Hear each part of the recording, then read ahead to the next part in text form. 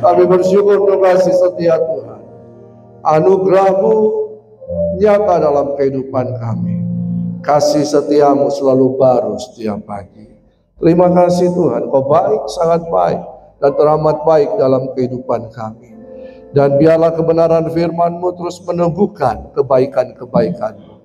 Nyatakan isi hati-Mu. Mari Roh Kudus bekerja di tengah-tengah kami. Salikan mata rohani kami, bukakan telinga rohani kami, hati pikiran kami taklukkan di bawah kuasa otoritas firman-Mu.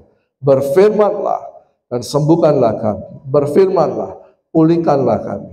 Berfirmanlah dan biar kami bangkit kembali untuk menyatakan terang kemuliaan-Mu. Dan lebih daripada itu, biar kami mengerti kehendak-Mu, kami mengenal pribadi-Mu, dan kami melakukan kehendak-Mu di muka bumi ini Tuhan. Nyatakan isi hati-Mu, kami terbuka untuk itu. Dalam nama Tuhan Yesus Kristus, yang percaya katakan amin. Shalom. Silakan duduk Bapak Ibu Saudara. Haleluya. Ya. Senang sekali bisa ada kembali di tengah-tengah Bapak Ibu. Ya, luar biasa. Coba berikan senyum kiri kanan. Katakan hai, apa kabar? Ya, haleluya. Ya, puji Tuhan. Ya, tadi saya di ibadah pertama, ibadah kedua, nah hari ini, siang ini, sebentar ibadah ketiga, langsung naik bus berangkat ke Makassar.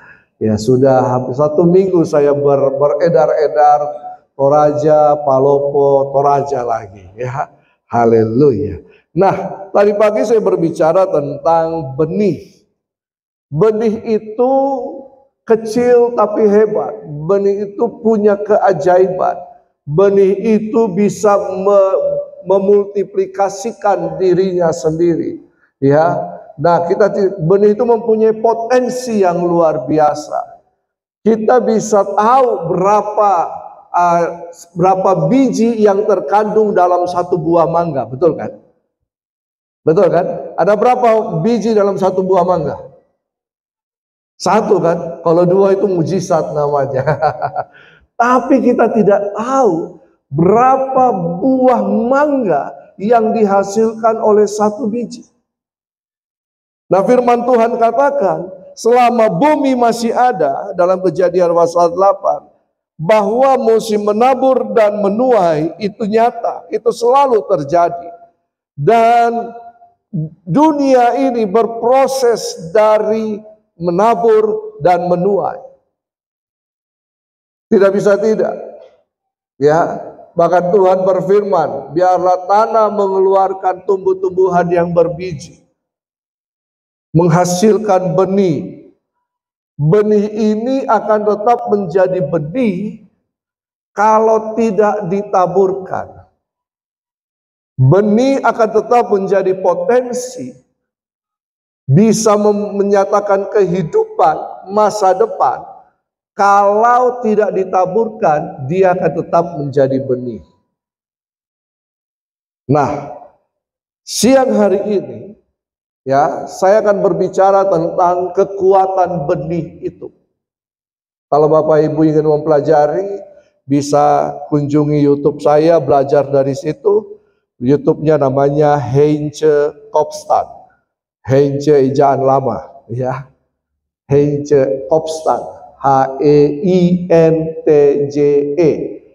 Kop, K-O-B, Stan, Kop dulu baru Stan, ya. Nah, belajar tentang benih di situ, ya. Nah, dalam kekuatan benih ini kita akan berbicara tentang rahasia panggilan dan menjalankan kekuasaan. Oke. Seringkali benih itu kalau dikotbahkan dalam bentuk apa? Yang biasa Bapak Ibu ketahui. Hah? Dalam bentuk apa? Kalau ada pendeta khotbah benih, selalu diidentikan dengan ya apa? Jangan takut. Uang kan? Betul tak? Atau yang lain? Halo? Hah? Betul, uang. Benih adalah potensi. Katakan potensi. Apa itu potensi? Kemampuan yang masih terpendam. Tuhan sudah memberikan benih dalam kehidupan saya dan saudara. Bagaimana caranya Tuhan memberikan benih? Ketika Tuhan menciptakan manusia, Tuhan mengembuskan nafas hidup, makanya manusia menjadi makhluk yang hidup. Ketika Tuhan mengembuskan nafas hidup, Tuhan sudah memberikan kemampuannya, potensinya kepada manusia. Apalagi Tuhan sudah memberikan kesadaran kepada manusia. Kesadaran ini berbicara tentang intelijensia, kemampuan untuk berpikir, kemampuan untuk kreatif, inovatif, kemampuan untuk menciptakan. Tuhan sudah memberikan kepada manusia. Apalagi talenta, karunia Tuhan berikan. Ketika Tuhan menghembuskan nafas hidup, maka Tuhan sudah memperlengkapi manusia.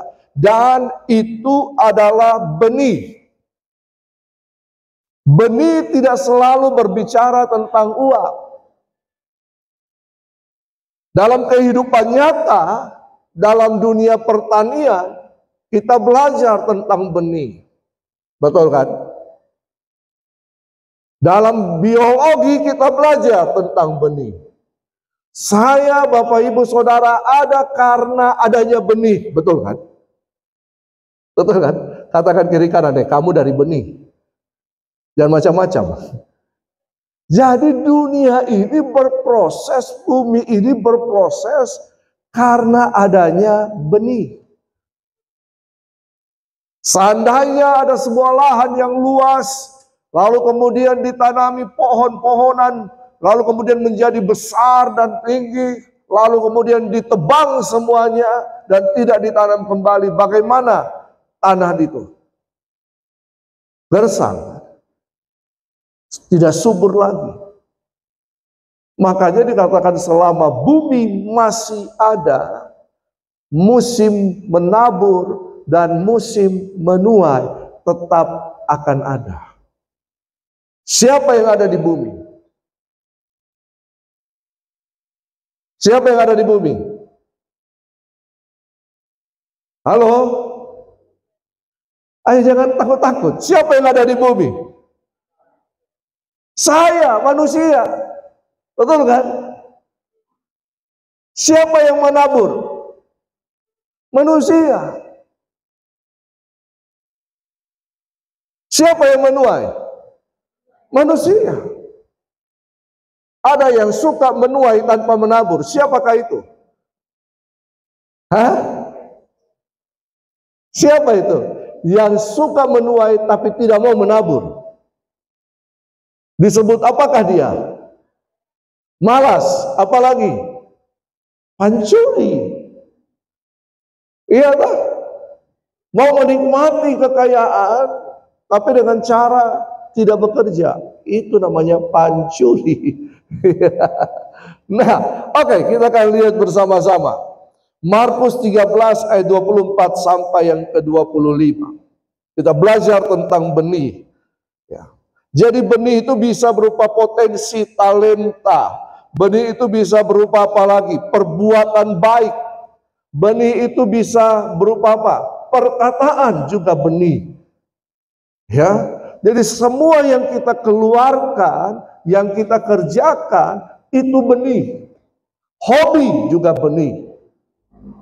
Karena hobi bisa menghasilkan. Betul kan? Ya, apalagi Injil Kerajaan Allah juga benih. Hidup kita benih. Uang pun benih. Ya. Nah, coba kita lihat Matius 13 ayat 24 sampai 25.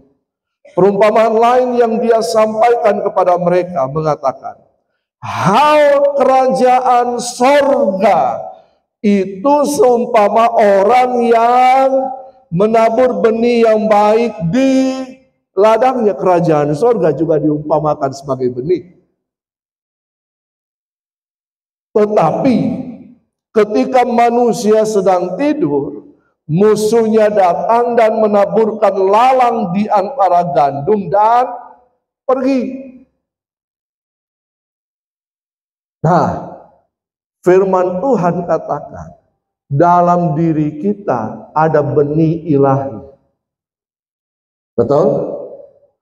Benih ilahi. 1 Yohanes mengatakan dalam diri kita ada benih ilahi.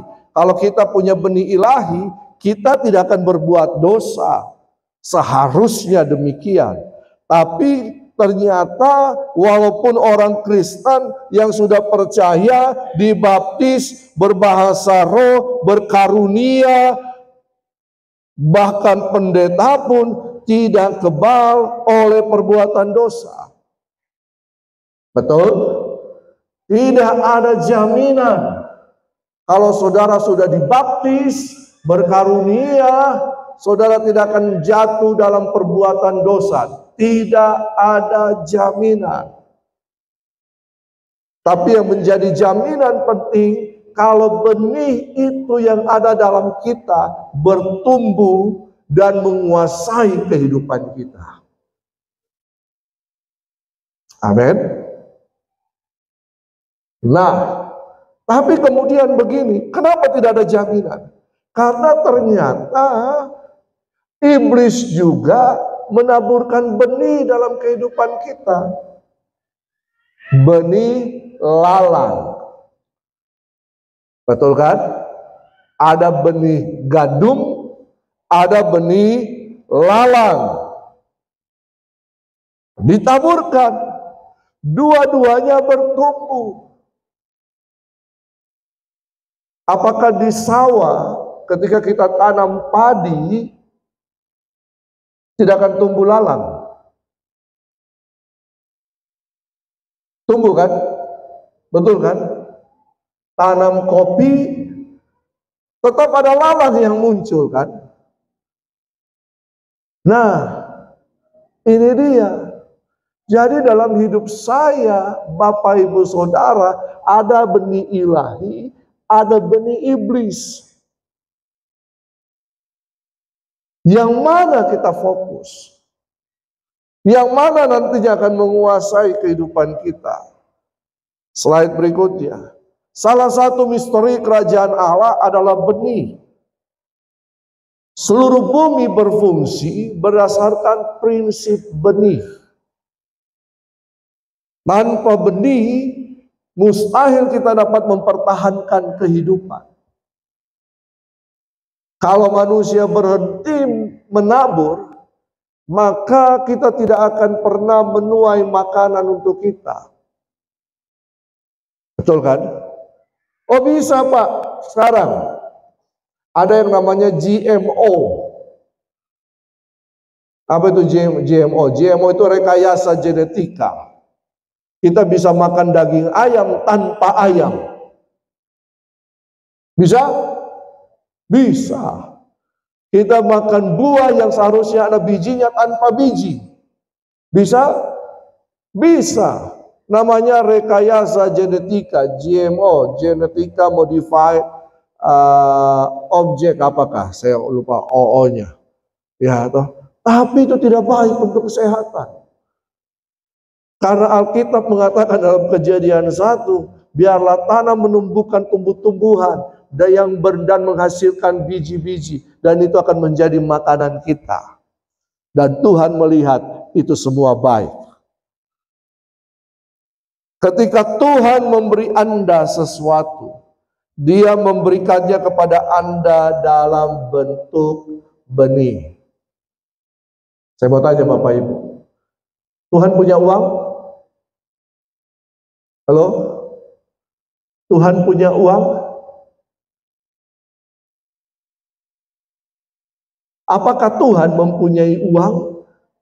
Duit, chen, money, fulus, apa lagi? Kita selalu berdoa, Tuhan berkati saya dengan uang. Tiba-tiba Tuhan kasih dari atas. Apakah Tuhan punya uang? Tuhan memberkati kita dengan benih. Tuhan tidak punya uang, tapi Tuhan punya langit dan bumi dan segala isinya. Ini benih. Benih ini harus kita kelola. Benih yang ada di dalam saya, potensi yang ada di dalam saya, intelektual saya, kepintaran saya, apalagi talenta saya, karunia saya harus keluarkan. Untuk saya kerjakan, untuk saya tabur atau saya kerjakan sehingga menghasilkan buah atau menghasilkan produk yang kemudian produk ini dijual dan kita dapat uang. Ini prinsip. Tidak tiba-tiba kita cabut bulu ketiak kita. Kita bayar untuk beli mobil. Tidak kan? Betul kan? Tenaga kita benih. Kepintaran kita benih.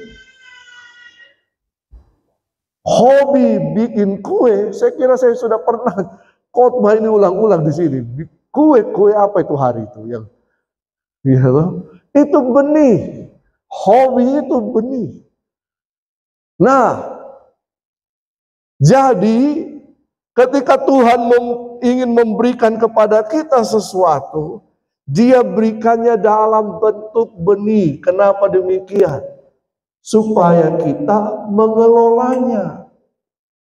Ketika kita mengelola benih itu, ditanam, dipelihara, lalu kemudian bertumbuh, kita jaga, kita rawat, lalu kemudian menghasilkan buah, dan buah kemudian akan memberikan kehidupan dalam kehidupan kita. Ini prinsip. Makanya firman Tuhan katakan, orang yang tidak bekerja jangan kasih makan. Betul? Tapi Tuhan, mana modalnya saya kerja? Ada benih di dalam engkau. Ada kemampuan ilahi di dalam engkau. Tuhan sudah memberkati kita terlebih dahulu, baru memberikan tugas dan tanggung jawab. Betul kan? Kejadian 1 ayat 28. Allah memberkati mereka dan kemudian berfirman. Betul kan? Mana lebih dulu, berkat atau firman? Kejadian 1 ayat 28. Memberkati dulu baru firman kan? Firman apa? Tugasnya memberikan tugas kepada manusia, beranak cucu, bertambah banyak, penuhi bumi, taklukkan dan berkuasa. Nah, jadi sejak dari muda kita harus mengerti prinsip ini, anak-anak muda. Kita harus berusaha untuk mengembangkan apa yang ada dalam kehidupan kita. Keluarkan talentamu. Saya dulu tidak tahu nyanyi, tidak tahu main musik. Kemarin sore di generasi saya saksikan itu. Kelas 3 SMP, saya bertobat. Waktu SD kalau saya nyanyi, teman-teman saya bilang, kau seperti tikus, suara tikus yang kejepit pintu. Lah iya. Tapi sejak kelas 3, saya bertobat. Saya terima Yesus, saya mulai mengembangkan potensi itu. Saya berdoa, Tuhan, saya tidak tahu main musik. Saya tidak bisa nyanyi. Nah, tapi kemudian Tuhan bawa saya, ajar saya. Karena saya mau dilatih. Saya mau mengeluarkan potensi itu. Bahkan bukan itu. Saya punya karunia ngajar. Kalau saya ngajar, saya dibayar mahal. Saya juga punya karunia untuk menulis. Saya bikin buku dengan Pak Jonathan Patiasina, ya, kita sudah bikin 2 buku, Kingdom Theology dengan Superstructure for Church. Lalu ini sekarang lagi dalam proses, ya, ekonomi kerajaan Allah. Mahal kan, betul kan? Itu yang ada dalam hidup kita. Itu benih yang ada dalam kehidupan saya, yang saya keluarkan. Ketika saya mengeluarkannya, keluarga saya terhidupi.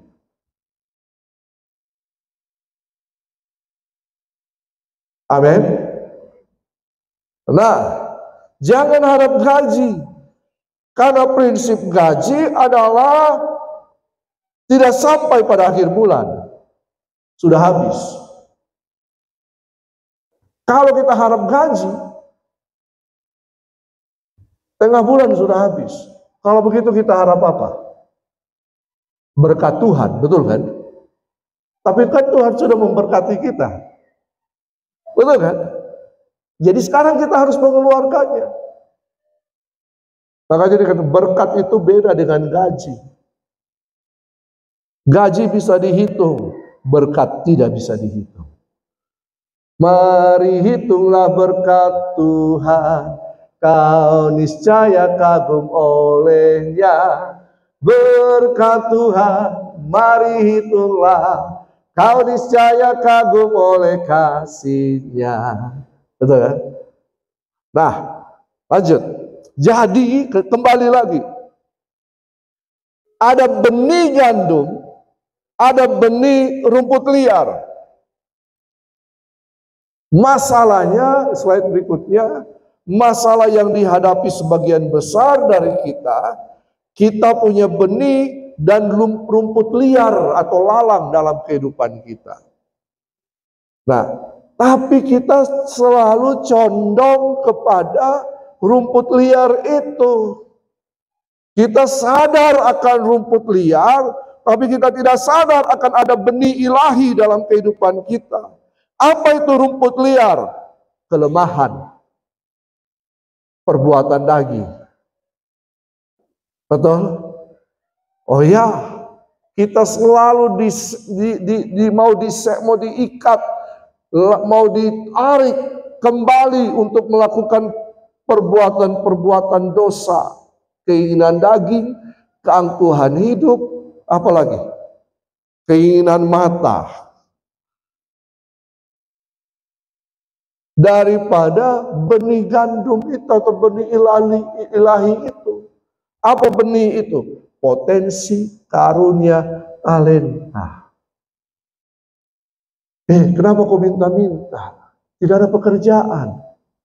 Lah, kenapa kau tidak bikin pekerjaan? Tidak ada modalnya. Lah, saudara tidak perlu uang untuk menghasilkan pekerjaan.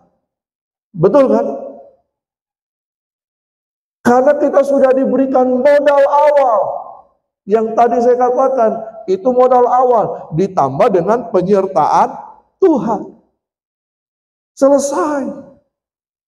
Ada banyak orang sukses karena dia mengeluarkan potensi hidupnya.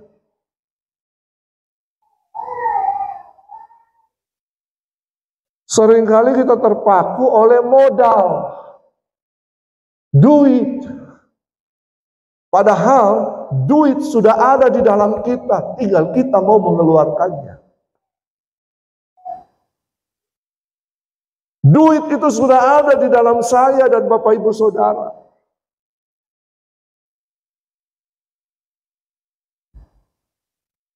Setuju apa setuju?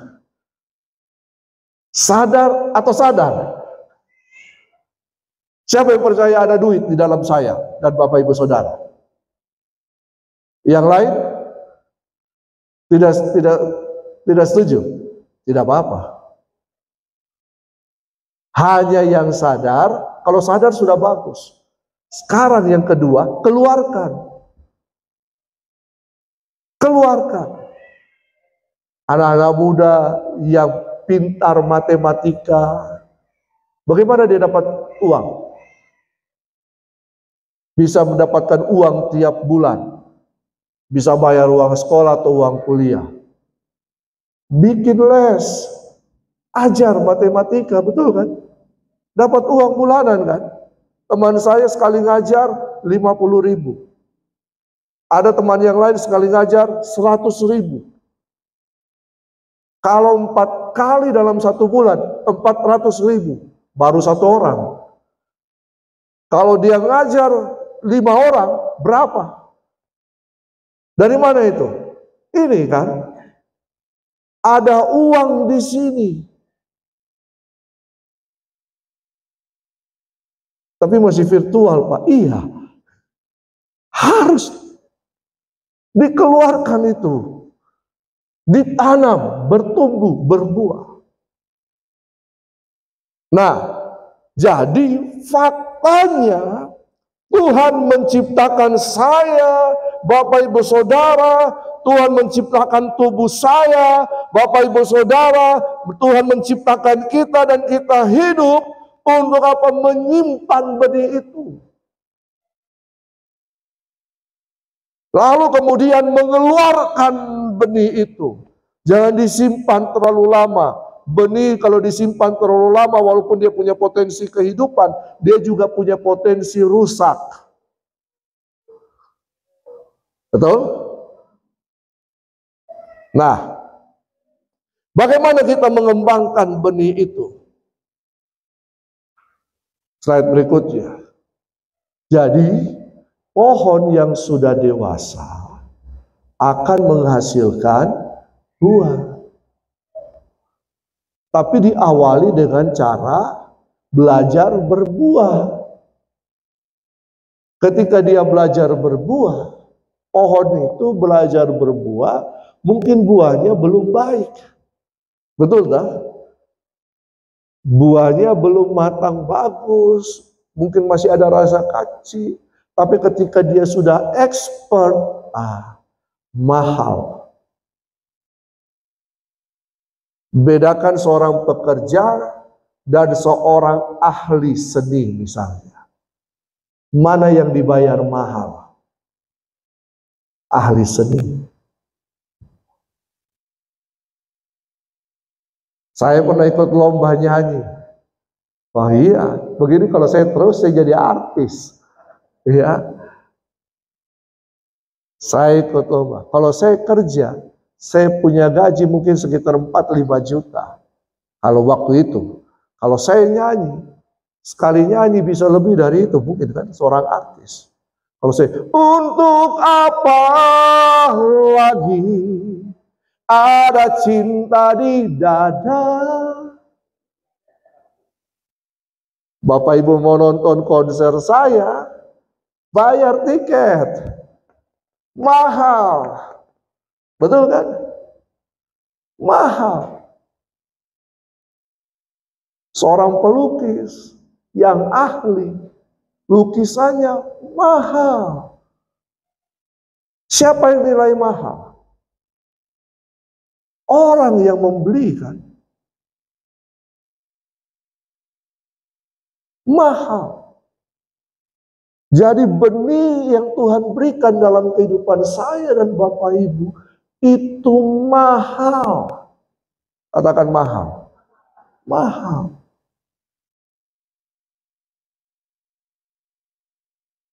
Contoh. Ada seorang peserta olimpiade.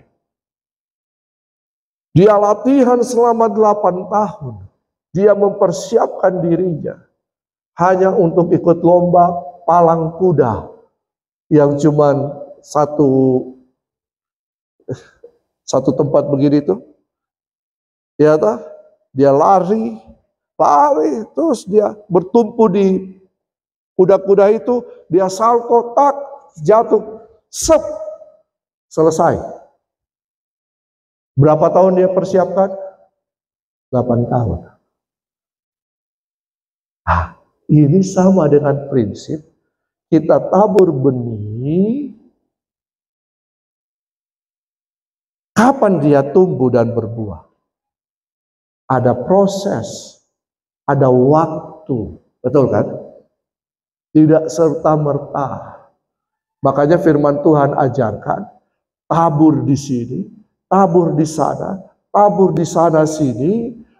Selama masih ada kesempatan kita menabur, tabur. Karena kita tidak tahu yang mana akan tumbuh dan berbuah.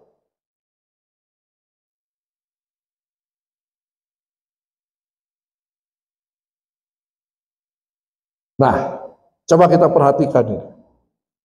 Ini ada beberapa statement. Keajaiban ada pada benihmu, bukan pada benih orang lain. Slide selanjutnya. Keajaiban itu ada pada benih kita, benih saya, bukan pada benih orang lain. Coba perhatikan. Setiap kali Tuhan melakukan mujizat material di dalam Alkitab, Dia itu selalu menggunakan sesuatu yang sudah dimiliki manusia. Misalnya, Musa dan tongkatnya. Tongkatnya itu benih. Dengan tongkatnya, dia ketemu Firaun, betul kan? Dengan tongkatnya, dia pukul air di Mesir jadi darah. Dengan tongkatnya, berubah jadi ular dan menelan ular-ular orang dukun-dukun Firaun. Dengan tongkatnya dia pukul batu keluar air. Dengan tongkatnya dia belah laut Teberau, betul kan? Apa yang ada di tangan kita? Apakah tongkat apa yang ada di tangan kita? Lalu lanjut, ada janda seorang nabi. Janda seorang nabi. Janda ini ditinggalkan hutang oleh suaminya yang adalah nabi. Pendeta juga bisa berutang. Betul tuh? Kenapa berutang? Karena banyak kebutuhan. Kenapa bisa berutang? Karena tidak mengelola uang dengan baik. Kenapa bisa berutang? Karena tidak mengeluarkan uang dari dirinya. Makanya berutang. Ya. Nah, apa yang terjadi? Janda ini datang kepada Elisa.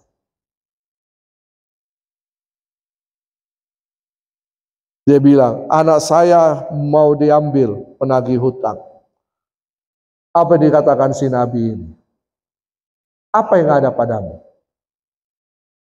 Oh, hanya minyak sedikit saja di dalam satu buli-buli.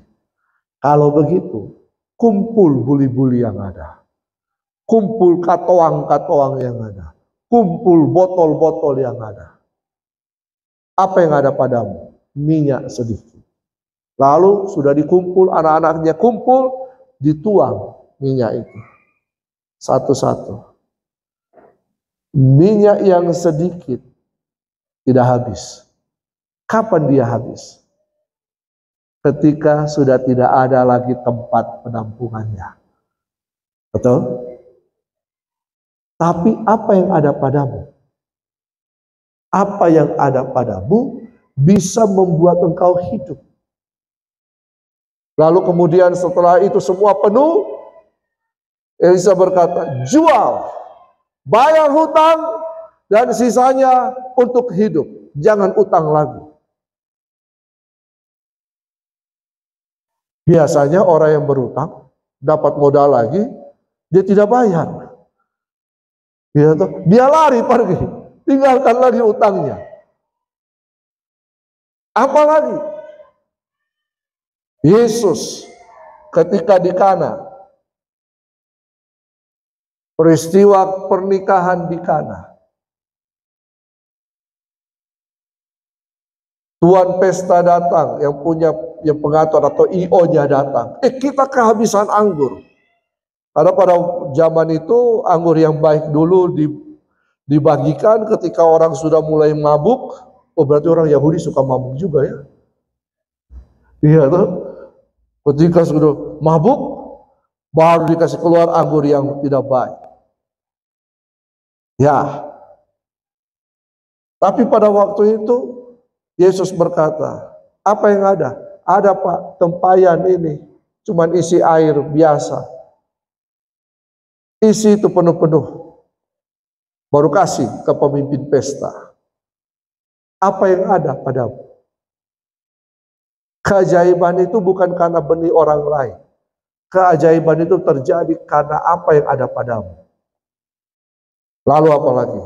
anak kecil, 5 roti dan 2 ekor ikan. Ini bukan ikan paus Bapak Ibu.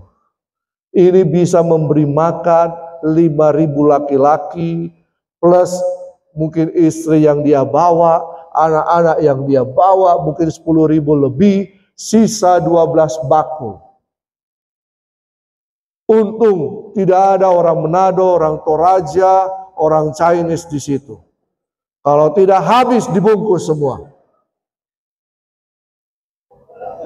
Kolaps terjadi. Tapi apa yang ada padamu kan? Betul kan? Apa yang ada padamu? Apa yang ada padamu itu benih. Ketika engkau taat, engkau melakukan, engkau menanam benih itu, Tuhanlah yang memberikan pertumbuhan. Apa yang ada padamu? Nah, prinsip berikutnya, panggilan Anda tersembunyi di dalam diri Anda sebagai benih. Slide berikutnya. Tuhan itu menyimpannya di dalam dirimu ketika Dia menciptakanmu. Kita harus perlu mengenali benih kita. Kemampuan kita, talenta yang Tuhan sudah berikan. Kenali. Kenali. Ada orang tahu dia bisa memberikan nasihat bagi banyak orang. Jadi dia buka, dia pergi ke warkop, dia duduk di situ sepanjang hari, lalu dia tulis di situ, terima konseling di mana? Di warkop. Bisa? Bisa.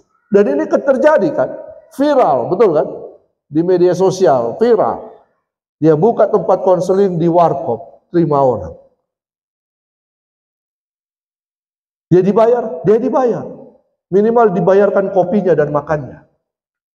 Dia bisa hidup? Hidup kan? Betul kan? Nah, kita harus perlu mengenalinya dan mengembangkannya sedini mungkin. Nah, prinsip berikutnya, makananmu ada di dalam benihmu. Makananmu ada di dalam benihmu. Kejadian 1 ayat 29. Dan Allah berfirman, lihatlah, aku telah memberikan kepadamu segala tumbuh-tumbuhan yang berbiji yang ada di seluruh muka bumi. Dan setiap pohon yang buahnya berbiji kepadamu itu akan menjadi makanan. Benih akan menjadi makanan bagi kita ketika kita taburkan benih itu.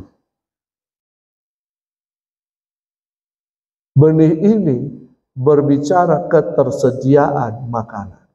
Kalau Bapak Ibu mau tersedia makanan, tabur. Tabur benihmu. 2 Korintus 9 berkata, ada benih untuk ditabur, ada roti untuk dimakan. Kenapa kita tidak menuai? Karena kita anggap benih roti, jadi kita makan semuanya.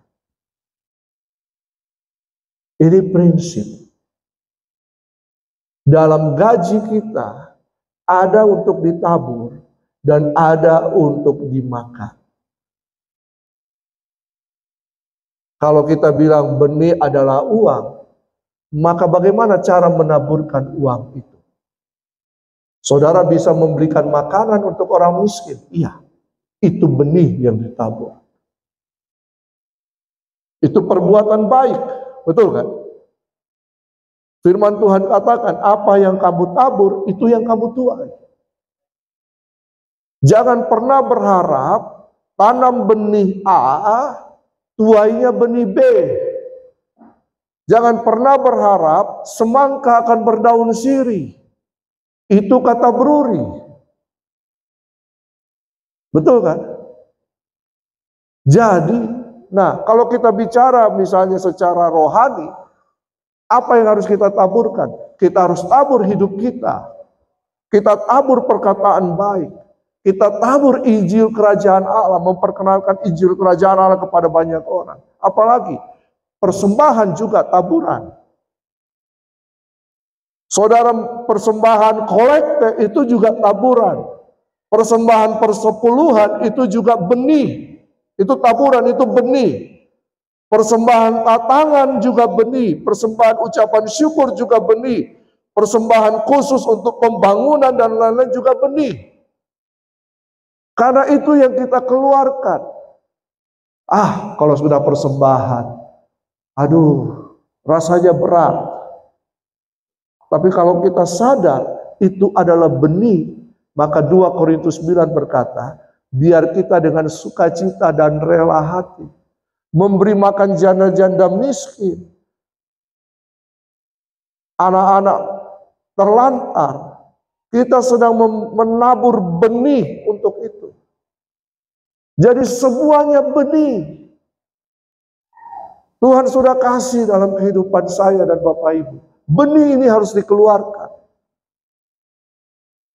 Dan ketika kita mengeluarkan misalnya benih ini, maka masa depan kita akan terpelihara. Coba lihat. Masa depan Anda ada di dalam benih Anda. Lanjut slide berikutnya. Halo. Slide berikutnya. Ya. Masa depan Anda ada di dalam benih Anda.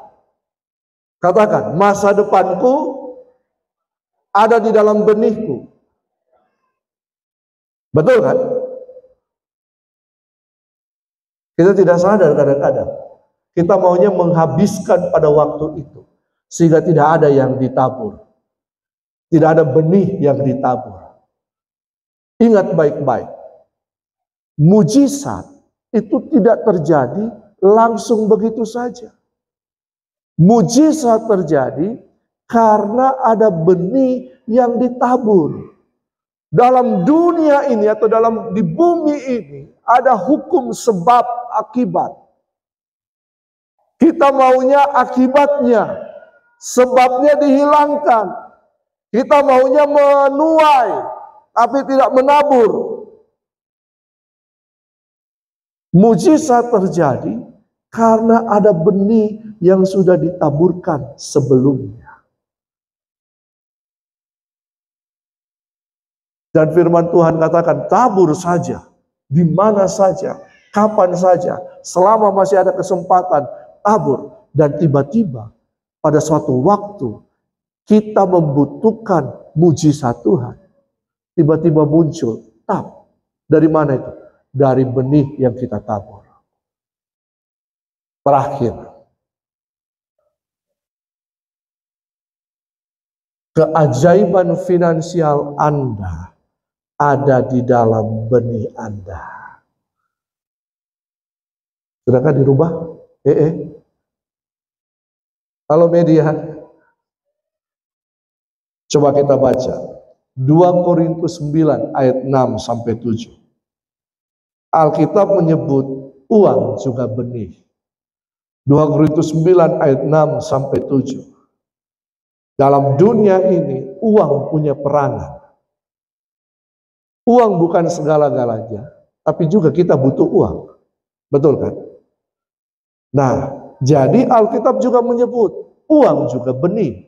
2 Korintus 9 ayat 6 sampai 7. Camkanlah ini.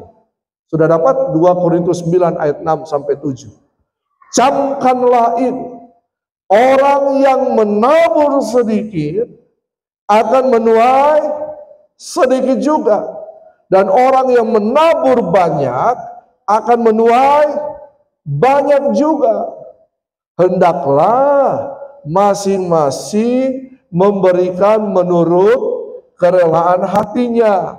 Jangan dengan sedih hati atau karena paksaan. Sebab Allah mengasihi orang yang memberi dengan sukacita. Camkanlah ini, perhatikanlah ini, dengarkanlah ini. Orang yang menabur sedikit akan menuai sedikit. Orang yang menabur banyak akan menuai banyak juga. Ini prinsip. Betul? Ini prinsip. Katakan prinsip. Prinsip ini berlaku di mana saja. Baik dunia sekuler maupun dunia rohani. Ini berlaku. Ini. Siapa yang menabur pasti menuai. Karena itu kita harus sadar. Supaya kita mendapatkan kehidupan yang lebih baik, yang sejahtera, kita harus tahu kebenaran firman Tuhan. Memang firman Tuhan, aku tidak memberikan rancangan kecelakaan. Aku memberikan masa depan yang cerah kepadamu. Tapi masa depan yang cerah terwujud ketika kita tahu prinsip dan kita menaati prinsip itu. Kita mengerjakan prinsip itu. Betul? Kenapa hidup kita biasa-biasa saja? Karena kita melupakan prinsip kebenaran. Kita melalaikan prinsip kebenaran. Kita tidak mengerjakan prinsip kebenaran. Hasilnya hidup kita biasa-biasa. Padahal kita tidak ditakdirkan untuk selalu, nah ini dia. Ini kadang-kadang, ya kalau saya bicara ini orang bilang teologi kemakmuran. Tidak, ini prinsip Alkitab. Yesus saja yang kaya datang jadi miskin. Supaya apa? Saya, Bapak Ibu Saudara yang percaya kepadanya jadi kaya, betul kan? Orang yang tidak punya susah untuk mengerjakan banyak hal. Betul? Kalau kita diberkati oleh Tuhan, karena kita mengerjakan, ada tujuan Tuhan di situ. Untuk apa? Supaya kerajaannya dinyatakan. Amin. Amin. Kenapa Tuhan harus memberkati saya dan Bapak Ibu Saudara? Kenapa Tuhan harus memberikan benih kepada kita? Supaya kita mengerjakan kehendaknya di muka bumi ini. Hanya dengan kekayaan kita bisa menjangkau banyak bangsa. Hanya dengan kekayaan kita menjangkau banyak suku bangsa. Untuk apa? Tujuannya apa? Kenapa saya harus jadi kaya? Supaya Injil Kerajaan Allah sampai kemana saja. Ini tujuannya. Ini tujuannya. Tidak salah untuk menjadi kaya. Tidak salah untuk hidup makmur. Yang salah kalau itu dinikmati sendiri. Amsal mengatakan untukku, untukku, untukku. Tidak peduli yang lain. Kenapa ada seorang anak muda yang kaya datang kepada Yesus? Saya mau jadi muridmu. Yesus berkata, kau sudah lakukan ini semua hukum Taurat? Sudah. Kalau begitu sekarang, pulang, jual hartamu, ikut aku.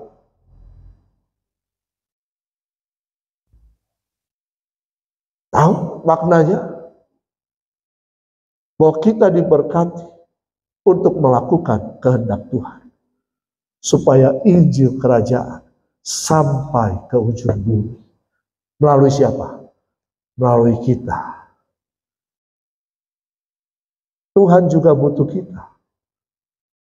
Tuhan butuh juga duit kita. Kenapa? Karena dia sudah kasih modal kepada kita. Kepada saya dan Bapak Ibu Saudara. Ingat kisah ada seorang Tuhan yang pergi ke luar kota. Ingat kisah tentang Mina. Ingat kisah tentang talenta. Tahu? Pernah belajar itu, pernah baca? Ketika Tuhan pergi, lalu dititipkan apa? Yang kepada satu talenta, yang dua talenta, ada yang 5 talenta. Ada dititipkan 1 mina, 2 mina, 5 mina. Betul kan? Yang talenta 1 kemudian dihukum. Yang 2 jadi 4 talenta masuk dalam sukacita Tuhan. Yang 5 jadi 10 plus 1 bonus masuk dalam sukacita. Ingat kisah Mina, yang 2 mengerjakan menjadi 4. Dia menguasai berapa kota? 4 kota. Yang 5 jadi 10 menguasai 10 kota. Untuk apa itu semua? Untuk apa itu semua? Supaya kerajaan Allah dinyatakan di muka bumi ini lewat kekayaan kita. Saya tahu saudara banyak uang. Saya tahu saudara banyak uang. Tapi ketika kita mengeluarkan untuk pekerjaan Tuhan, kita selalu berpikir, betul? Untuk apa saya keluarkan ini? Saudara, kalau saudara tahu prinsip benih, saudara tidak akan pernah ragu untuk menabur. Saudara boleh percaya, tidak percaya. Tapi prinsip kerajaan Allah menyatakan, bumi ini dijalankan oleh benih. Katakan kiri kanan, kamu percaya? Atau tidak? Terserah lo, gitu. Ya, toh? Yang kaya kita. Tuhan sudah punya segala-galanya. Tapi untuk hidup di dunia ini, untuk menjadi saksi, untuk jadi berkat, Tuhan kasih benih kepada kita. Tuhan tidak kasih uang, Tuhan kasih benih. Katakan, saya punya benih. Saya taburkan. Saya tuai untuk dipakai bagi kerajaan Allah.